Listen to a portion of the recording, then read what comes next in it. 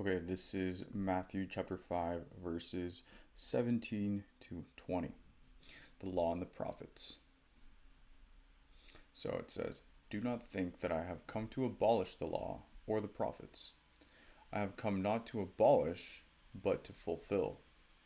For truly I tell you, until heaven and earth pass away, not one letter, not one stroke of a letter will pass from the law until all is accomplished. Therefore, whoever breaks one of the least of these commandments and teaches others to do the same will be called least in the kingdom of heaven. But whoever does them and teaches them will be called great in the kingdom of heaven. For I tell you, unless your righteousness exceeds that of the scribes and Pharisees, you will never enter the kingdom of heaven." Okay, so in verse 17, when Jesus is saying, "I have not come to abolish, but to fulfill," I highlighted those things like right here. So abolish meaning like I didn't come here to, say forget about the law, the Ten Commandments, to disregard it, to cancel it, but rather to fulfill it. So fulfilling, you mean like completing it. Um, I think what it kind of means is like, so Jesus fulfills the law because the law is actually meant for to kind of show us God's standard of righteousness, what it takes to enter the kingdom of heaven, right? Those 10 commandments, if you can follow those things, you can enter the kingdom of heaven. But because it's so hard, we all are, as humans are all sinners, it's impossible for us to actually follow the law perfectly without making any mistake. So instead, Jesus comes and is incarnate of the Virgin Mary, and became man, and he completes the purpose of the law. So it's actually to show us that we need a savior.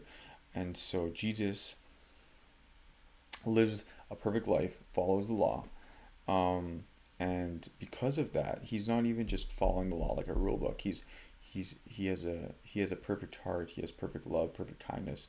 So because of his good heart, he obeys by the law and treats people the way that they want to be treated, like how they would want to be treated themselves.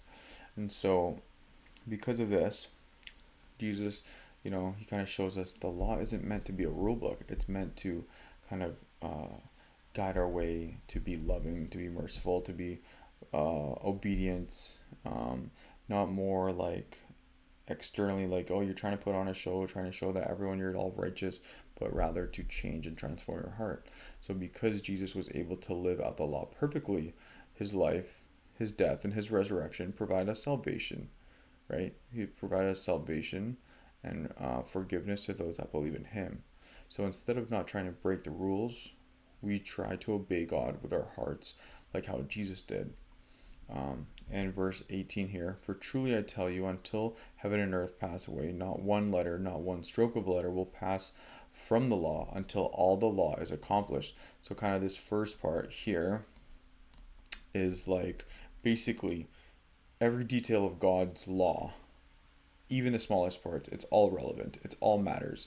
None of it will lose authority.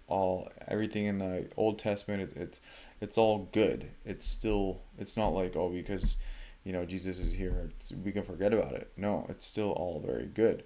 It's still all valid. And Jesus kind of emphasizes how permanent God's commands are, right? His word. And then here it says until all is accomplished. So all is accomplished meaning the law was never just about 10 rules. It was to show what how to enter the kingdom of heaven, what kind of righteousness it takes someone to enter the kingdom of heaven. But because we are sinners, we are unable to do that. So it exposes sin. The law exposes humans that we are sinners and that we will always fall short. And the last thing that law will kind of point out is that we need a savior, and that savior is Christ, right? That savior is Jesus Christ. Verse 19 here, pretty like self-explanatory.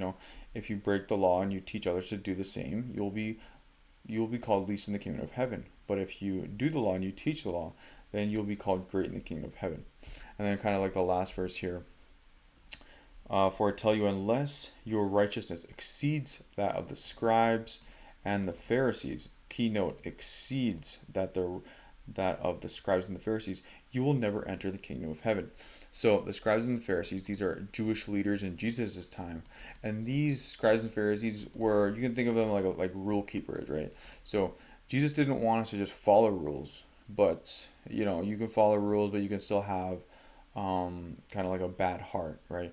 You can not commit adultery, but you can still think about other other people that aren't your partner, or you know what I mean? Like it's like you can act or you can look like you're nice, but you actually your heart isn't in the right place. So Jesus wants to transform us from the inside rather than just following a rule book. He wants us to transform our hearts. So if our hearts are transformed, then we will be obedient because of a result of our transformed hearts.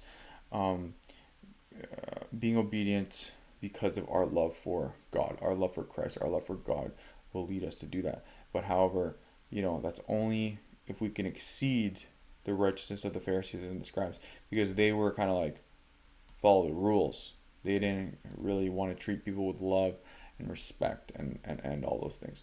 So anyway, that is Matthew chapter 5 verses 17 to 20. Yeah,